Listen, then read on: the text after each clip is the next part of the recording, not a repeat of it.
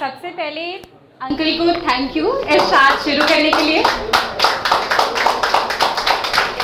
वनीता को thank you मुझे पहली बार यहाँ बुलाने के लिए। और सबसे बड़ा थैंक यू मेरे बेटे को, क्योंकि उन्होंने मुझे लिखना सिखाया है। वो 6 साल के हैं और मैंने जो भी लिखना शुरू किया उनकी मोहब्बत में लिखना शुरू किया। मुझे पता है बच्चों से सभी प्यार करते हैं, लेकिन मुझे उनसे कुछ अलग तरीके का इश्क है और जो कुछ भी मेरा लिखा हुआ है सब उनकी देन है। तो थैंक यू आरव, जहाँ भी हो। नहीं मनोज, हाँ नहीं मनोज और मैं 18 साल की थी और वो हार्डली 21 के थे जब हम शहर में आए थे। और जी एक ही गली में रहते थे और हमने बहुत बचपन साथ में गुजारा है और हम साथ ही बड़े हुए, इकट्ठे बड़े हुए, बड़ा स्ट्रगल देखा हमने साथ में। तो ये कह लीजिए कि बहुत सारी चीज़ें हैं जो जाने अनजाने में मेरी मनोज ने सीख ली और मैंने मनोज की सीख ली। तो रंग तो बहुत गहरा है उनका मेरे ऊपर और यकीनन मेरा भी उनके ऊपर। तो चलिए शुरू करते हैं। जो मैं सुनाने जा रही हूँ उसके बारे में 1-2 लाइनें बता देती हूँ। मैं प्रोफेशनली नहीं लिखती हूँ, जब मन करता है जो अच्छा लगता है बस वही लिख देती हूँ। तो मैंने ये जो लिखा, ये कभी कभी ऐसा होता है कि जो इंसान जो हमारी मोहब्बत का गवाह होता है और जो हमें जानता है कि अरे वाह क्या प्यार है नीलम और मनोज का, सपोज, और जब कल को वही प्यार आपका टूटता है, उसमें कोई प्रॉब्लम्स होती हैं, उस इंसान को, वो जो हमारी मोहब्बत का गवाह होता है ना, सबसे पहले लगता है हे भगवान उसको ना पता चले, क्या वो दिखाएंगे उसको, है ना। वो कहेगा दम भरते थे बड़ी मोहब्बत का, देखो आज कहाँ हैं। तो ठीक है कोई और मिल जाए, हम कह देते हैं अरे वो ठीक है यार, हाँ हमारी बात होती है। लेकिन वो बंदा जो सब कुछ जानता था, तो दिल बैठ जाता है कि उसे किस मुंह से बताएंगे कि अब कुछ नहीं रहा। तो सुनिए, दूर एक दरिया था, मैं थी, वो था। हम रोज उस दरिया किनारे जाते, मैं रेत के घर बनाती, वो मेरे लिए सीपियाँ चुनता और फिर हम घंटों समंदर किनारे घूमते। कभी वो मेरे हाथों को अपने हाथों में लेता तो कभी मेरे सफ़ेद दुपट्टे से अपनी उंगलियों को लपेटता। मैं हंसती, कहती ये क्या करते हो? वो कहता कि जब मैं तुमसे दूर जाता हूँ तो तुम्हारे दुपट्टे से मेरी उंगलियों पे बने निशान मुझे एहसास नहीं होने देते कि तुम दूर हो।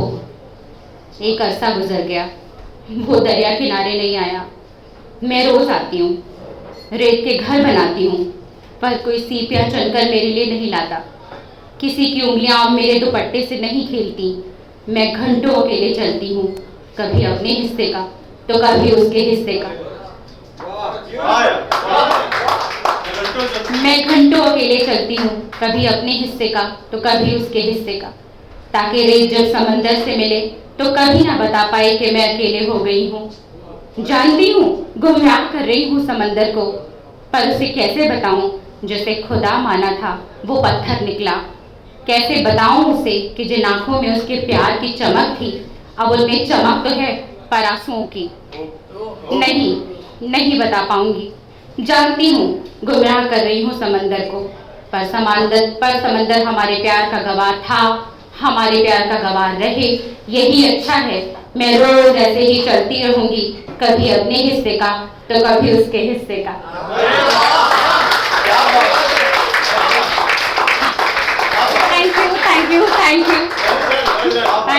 Thank you so much. ये जो मैं नेक्स्ट सुनाने जा रही हूँ, ये भी बस यही है कि मेरी ना पूरी जिंदगी मोहब्बत पे शुरू, मोहब्बत पे खत्म। तो मैं फिर से वही कहना चाहती हूँ कि आप जिसे बहुत प्यार करते हो, कितनी भी बड़ी गलती कर दे, आप बहुत रंज होता है, बहुत गुस्सा होता है, ऐसे लगता है चलो सब खत्म कर देना है, लेकिन उसकी एक बात कि यार आगे ऐसा नहीं होगा, और बिलीव करते हैं अच्छा ओके ऐसा है, चलो मान लेते हैं। तो सुनिए, नहीं हाँ इश्क की गड़बड़ तो सबके साथ है।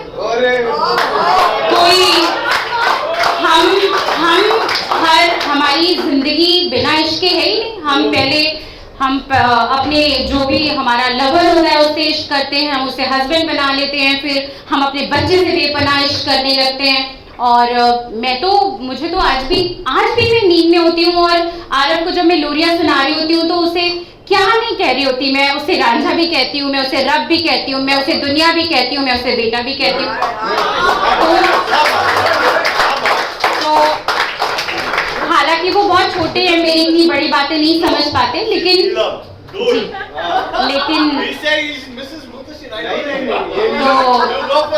Thank you. तो बस मम्मी पापा होते हैं आपके, आप उनसे मोहब्बत करते हैं, तो मोहब्बत के बिना जिंदगी बेकार है यार, बेकार है। तो चलिए ये सुन लीजिए कि मतलब कि अब नहीं होगा ऐसा, है ना? ठीक है।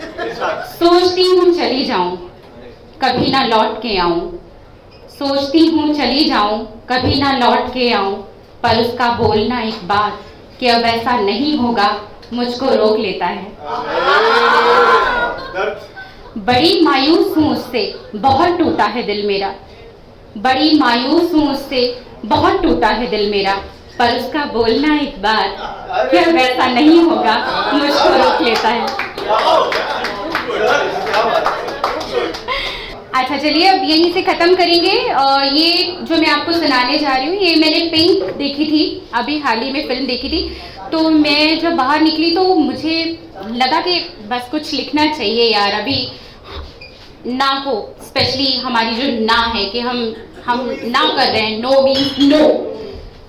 तो आज की लड़कियां यार अगर हाँ करना है तो बोल देंगे कि तुम मुझे बहुत पसंद हो और हम आगे कुछ सोच रहे हैं, ना कि हम मुस्कुराएंगे और आप हाँ ढूंढो, ना कि हम अच्छे कपड़े पहनेंगे आप हाँ ढूंढो, ना कि मैंने आपके साथ 2 घूंट पी ली आप हाँ ढूंढो, है ना? अरे यार मुझे पीना है, मैंने बैठ के पी ली, मुझे खाना खाना था मैंने खा लिया, तुम्हारी दोस्ती चाहिए थी मैंने मांग ली, और अगर मुझे हाँ मांगनी है तो मैं हाँ कहूंगी, ना नहीं। तो प्लीज नो मीन्स नो। तो हंसता चेहरा भला लहजा जवानी मेरी, इससे आगे भी है कुछ और कहानी मेरी। हंसता चेहरा भला लहजा जवानी मेरी, इससे आगे भी है कुछ और कहानी मेरी। इससे ऊपर भी उठो इसके पार देखो मुझे, इसके ऊपर भी उठो इसके पार देखो मुझे। 2 घड़ी बैठ गई, 2 घड़ी बातें की, 2 घड़ी साथ बैठ गई, चलो माना कि थोड़ी बहुत पी भी ली, ये भी माना कि मैं देर से घर आती हूँ, पर ये ना मानूंगी कि इसमें मेरी हाँ हुई।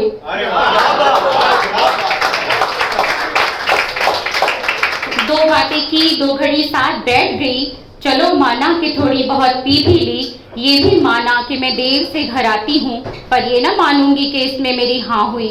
तुम ही कहते हो बड़ी बेबाक हूँ मैं, मुझ में कोई झिझक नहीं, शर्म का पर्दा मेरे अंदर है ही नहीं, फिर किसी हाँ को कहने के लिए क्यों किसी पर्दे का सहारा लूंगी।